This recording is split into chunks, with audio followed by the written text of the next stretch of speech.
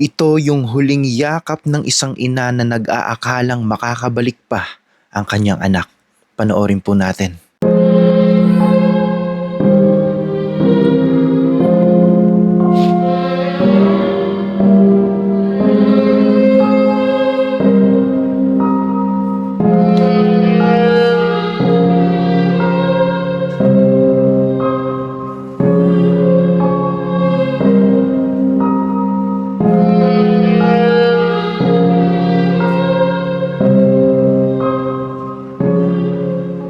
Isang nakakadurog ng pusong video ang nag-viral ngayon sa social media kung saan mapapanood po natin ang huling yakap ng pumanaw na student athlete na si Rene Baterbonia sa kanyang ina bago siya lumipad pa Manila para mag-training.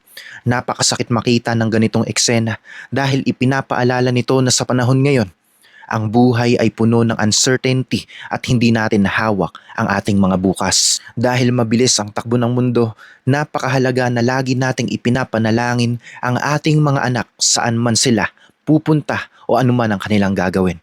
Ang pinakamagandang baon na maibibigay natin sa kanila kapag umaalis sila ng bahay ay ang divine protection na nanggagaling sa panalangin.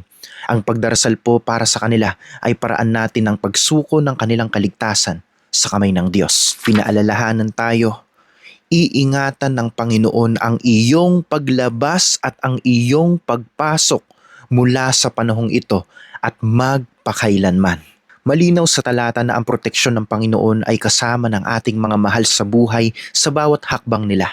Sa tuwing lumalabas sila para mag-aral, magtrabaho o mag-training, ang ating mga prayer ang nagsisilbing shield nila laban sa mga panganib sa modernong mundong ito.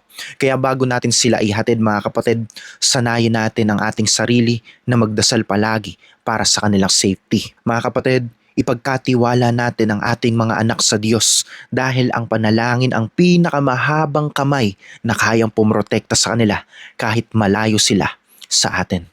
Nakikiramay po ang All for Jesus community sa pamilya ni Rene.